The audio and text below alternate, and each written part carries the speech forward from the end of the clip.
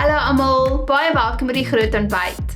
Ek hoop julle is reg, want vandag wil ek vir julle wys hoe ek 'n oogomlyner gebruik en as jy daardie opwaartse effek soek. Dan wil ek ook vir julle wys hoe ek 'n vals wimper opplak. So bly net waar jy is. Ek gaan begin met 'n bietjie concealer op my ooglid en ek versag dit met 'n kompakte borsel. Jy kan ook 'n sponsie gebruik. Die volgende stap is opsioneel en dit is net om diepte te skep. Ek gaan 'n ligte bruin oogskadu net in die waai van my oë aanwend. Ek beweeg in ligte bewegings van links na regs tot enige harde lyne verdwyn. As jy nie geweet het nie, 'n oogomlyner definieer en verbeter jou oogvorm. 'n Gel oogomlyner het 'n romerige tekstuur wat tussen 'n potlood en 'n vloeibare oogomlyner is. 'n Potlood.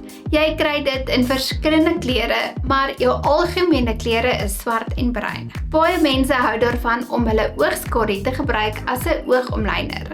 En laastens is 'n vloeibare oogomlyner. Ek dink dit is 'n persoonlike voorkeur en dit maak nie regtig saak wat jy gebruik nie. Vir die video gaan ek 'n vloeibare oogomlyner gebruik, want ek hou van 'n dun lyntjie op die ooglid. Indien jy 'n oogpotlood wil gebruik, wees net versigtig dat jy nie 'n dik lyn trek nie. Versag jou lyntjie met 'n borsel of 'n oorstokkie. Hou jou gesig reguit en kyk af in 'n spieël. Op die manier kan jy beter sien. En as jy nog steeds sukkel, kry vir jou 'n vergrotingsspieël. Ek begin in die middel van my oog, so naby as moontlik aan my eie wimpers. Al wat ek nou gaan doen is druk en lig. En daar het ek nou my stempel. Met dieselfde metode gaan ek nou 'n lyntjie druk net langs dit. Ek doen dit tot by die einde van my oog. Julle kan sien dat ons 'n lyn vorm. Kom ons doen nou dieselfde tot by die binnekantse hoek van my oë. Hierdie metode is slegs daar as jy wil leer hoe om 'n mooi dun lyntjie te trek op jou boonste ooglid. Wanneer jy goed geoefen is, kan jy in een beweging 'n lyntjie trek. Na 'n laagie mascara gaan ons vals wimpers opplak. Maar eers moet ons dit meet volgens jou ooglengte. Sit dit eers op jou ooglid en kyk of dit langer is as jou oë. Sny dan net die buitekantse hoekie af as dit te lank is. Nou kan ons 'n dun laagie gom op die band van die valswimper sit. Jy kan jou vingers gebruik of 'n haartangetjie om die valswimper vas te hou. Met dieselfde metode gaan ek my kop reguit hou en net afkyk in 'n spieël. Van bo af gaan ek die valswimper laat val so naby as moontlik aan my natuurlike wimpers. Met die haartangetjie gaan ek die valswimper druk hier by die buitekantse hoek van my oë en dan ook by die binnekantse hoek van my oë. Dit is regtig so maklik. Daar is wel 2 dinge wat jy moet onthou van valse wimpers.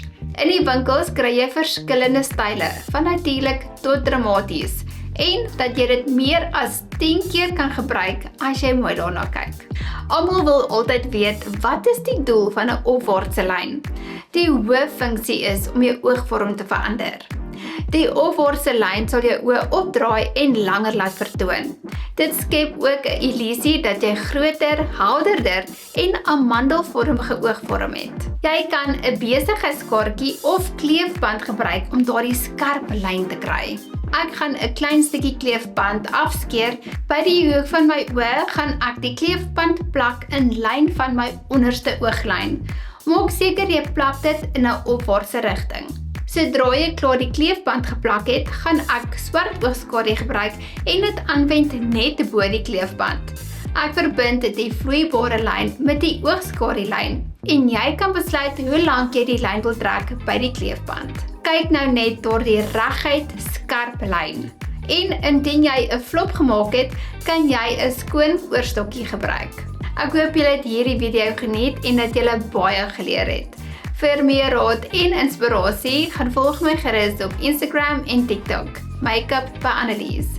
Tot volgende week, totsiens.